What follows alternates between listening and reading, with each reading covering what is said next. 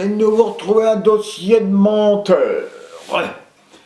C'est sur l'affaire du professeur Hirt, qui était un spécialiste là, des cadavres, des squelettes, des têtes de mort et tout ça. Pour vous montrer le gaillard que c'était, quand il faisait des conférences à l'école, à l'université de Strasbourg, il disait, les femmes, allez en arrière, parce que je ne supporte pas vos odeurs de menstruation. Voilà le gaillard. Et c'est lui à qui il lui fallait des juifs pour pouvoir les étudier. Et comme il est au Struthof en Alsace, il n'y avait pas beaucoup de juifs, et il fit venir 18 juifs d'Auschwitz. Ce sont les seuls cadavres qu'on a retrouvés à l'université de Strasbourg, dans les bacs de Forbol, avec des tatouages. Ce qui prouve, parce que c'était les tatouages, d'après les registres, qui prouvent qu'il venait d'Auschwitz. Et ce gaillard, quand les Américains venaient, puis le 2 juin 1945, à Schönenbach, commune de Schlusset, il s'est suicidé. Il devait avoir la conscience tranquille. Et cette fille-là, ça faisait un moment que je l'avais, mais que je la cherchais. Alors, je vais vous la lire. Ben, vous pouvez aussi bien mettre un disque d'ABBA, de Johnny Hallyday ou bien d'Elvis Presley, plein pot, parce que, bien sûr, c'est des mensonges. Alors, autant écouter de la musique. Mais moi, je peux faire les marionnettes, ainsi, puis comme ça, vos petits gosses, vos petits enfants, ben, ils veulent rigoler. Ils veulent dire, tiens, ben, le follow, là, de YouTube, là, qui recommence. Ben oui. Parce que, à force de lire ces saloperies d'histoire de nazis, ben, des fois, on se pose des questions, on ne pourrait pas devenir fou. Alors, Hirt. La collection de squelettes juifs. Article détaillé. Collection de squelettes juifs du professeur Hirt.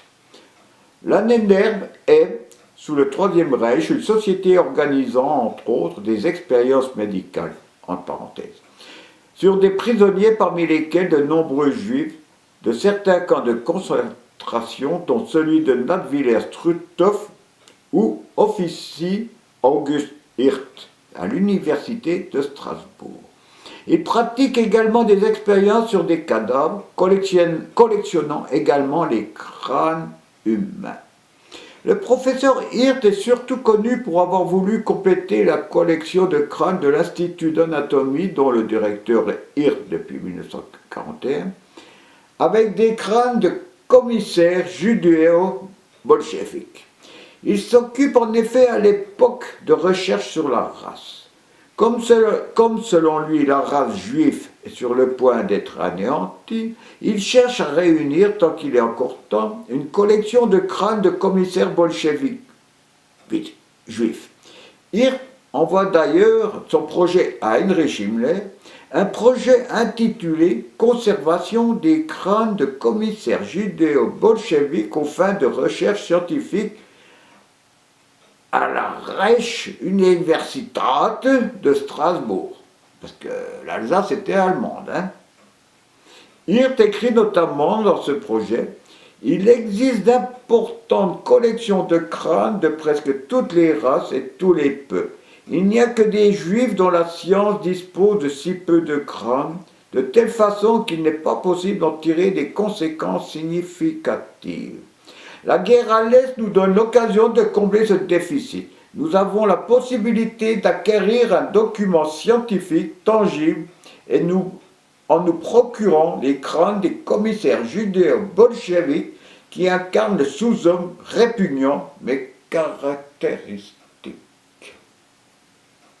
Dans le cadre de ses études raciales, le professeur Hirt reçoit le projet d'une collection de squelettes juifs, et c'est pour cette raison qu'il présente son plan de recherche à Himmler. Ce dernier approuve ce projet et Hirt peut commencer ses expériences médicales. C'est à ce stade que des hommes et des femmes sont sélectionnés en août 1943 au camp d'Auschwitz par son assistant, l'anthropologue SS Bruno Beger, avant d'être envoyés au camp de concentration de Natzwiller-Struthof en Alsace. Divisés en 4 groupes, ils sont successivement gazés en quelques jours et leurs cadavres mis à sa disposition. En septembre 1944, l'approche rapide des Alliés entraîne l'abandon du projet et Himmler ordonne l'élimination de toute trace de cette collection compromettante. En vain, les restes de 86 cadavres sont plus tard découverts et inhumés le 23 octobre 1945 dans le cimetière municipal de Strasbourg-Rosenheim, avant d'être transférés en 1951 dans le cimetière juif de Strasbourg-Cronenbourg. August Hirt, fils à Fissa de Strasbourg en septembre 1944, se cache à Tübingen où il se suicide le 2 juin 1945 à Schönenbach, commune de Schlussee en Forêt-Noire. Alors c'est là que Forisson et Renoir ont dit, parce que moi, ça pique. Moi je l'ai visité le camp en Alsace du Struthof-Natzwiller. Et la petite chambre à gaz, elle n'est pas dans le camp. Il faut descendre 2 km dans un chemin goudronné. Et vous trouvez une petite baraque. Et au-dessus, il y a un hôtel qui servait aux SS. En hiver, ils pouvaient même skier. Et c'est dans cette petite baraque que j'ai visité, que j'ai vu cette porte blindée avec un œilleton. Je ne sais pas pourquoi il y avait un œilleton pour contrôler la choucroute ou contrôler le charbon, n'est-ce pas? Il suffisait d'ouvrir la porte, d'aller voir, et puis la choucroute, moi j'en faisais de la choucroute, c'est pas de la regarder. Tu vas vers ton bidon, choucroute, sel, laurier, compagnie, puis tu la goûtes ta choucroute. Comme ton charbon, tu vas pas le goûter. Mais comme c'était des caves à l'ancienne où il y avait de l'humidité, quand ma mère commandait 3 tonnes d'anthracite pour passer l'hiver, et ben le charbon, il prenait de l'humidité. Ce qui fait qu'elle devait sortir 2-3 bidons de charbon pour les mettre à la cuisine à côté du fourneau pour que ça puisse un peu sécher. Mais on n'a pas besoin d'un œilleton pour ça. Et on voit l'installation du gazage qui est tout à fait rudimentaire. Il n'y a pas besoin d'avoir un Airbus pour bombarder Natzwiller en Alsace de Zyklon. Et ils ne servirent même pas du Zyklon cette fois-là. Ils servirent carrément du cyanure. Et comme dit le gardien du camp qui a fini merde, son nom m'échappe, il y en a bien qui me donner le nom, où il dit qu'il mélangea de l'eau dans le cyanure, ce qui dégagea un gaz qui tua les Juifs. Ils les ont tués en plusieurs fois parce que cette chambre à gaz n'était pas grande. Si ma mémoire est bonne, elle faisait à peu près 4 mètres sur 4 mètres. Et puis ils les ont gazés pour qu'ils soient à l'aise en plusieurs fois. Mais c'était pas de l'eau. C'était ce qu'ils prenaient pour de l'eau, c'était de l'acide sulfurique. À combien de degrés exactement? Par expérience professionnelle, je peux vous dire que de l'acide sulfurique à 5-10% dans du cyanure de potassium, ça suffit pour vous faire un très très beau dégagement d'acide cyanhydrique et qui vous fait claquer dans les minutes qui viennent. Alors, cette chambre à gaz, a servi pour Forisson, je me répète, chambre à choucroute. Et pour Nord, chambre à charbon. Alors pour une chambre à charbon, je ne comprends pas pourquoi ils ont mis comme ça du carrelage partout. Il y avait du carrelage. On voyait qu'il n'était pas d'aujourd'hui le carrelage, c'était pas de la rénovation, on voyait que c'était un carrelage qui avait déjà au moins 40 ou 50 ans. Et quand ils ont trouvé cette cave carrelée, les nazis ont dit, ben ça, puisqu'il faut gazer quelques juifs, parce que c'était pas un camp d'extermination, l'Estrufthof d'Alsace. C'était un camp de concentration.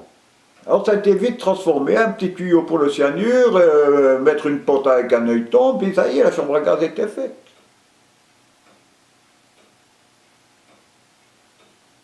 Qu'il y ait eu du carrelage, pourquoi pas?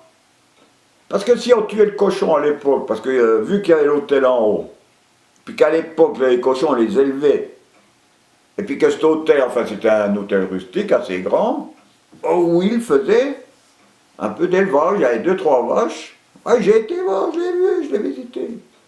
Et à l'époque, toutes les fermes avaient 1 ou 2 ou 3 cochons à élever. Puis là, comme c'était un hôtel-restaurant et puis tout, et bien dans cette salle, parce que nous, quand on tuait le cochon, quand on était gosses, on les tuait dehors, les gens du village, ils n'en avaient rien à foutre, mais pour les touristes, pour ne pas les écœurer du fait de tuer des cochons, on les prenait dans cette baraque, on les égorgeait dans cette cave carrelée avec un écoulement. Il y avait un écoulement comme ça pour que le sang parte, ou bien des fois on gardait le sang pour faire du boudin. Voilà la raison de cette chambre carrelée qui a bien servi, enfin qui a bien rendu service aux nazis. N'est-ce pas, M. Forisson?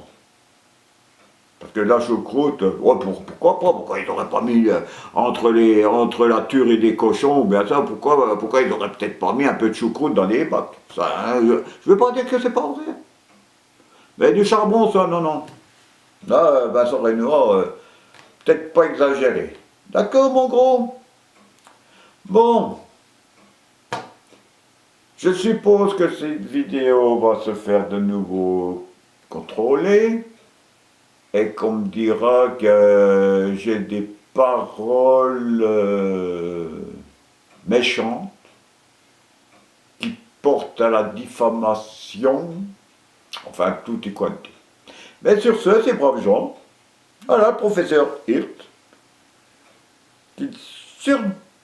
qui supportait pas les odeurs de menstruation des femmes quand elles venaient devant dans l'amphithéâtre. Voilà, voilà. Bon, ben, je suis content d'avoir retrouvé. Oui, bien sûr. L'info. Allez. Buonasera la gente. Allez, les hauts de boutons là, con que je trouve.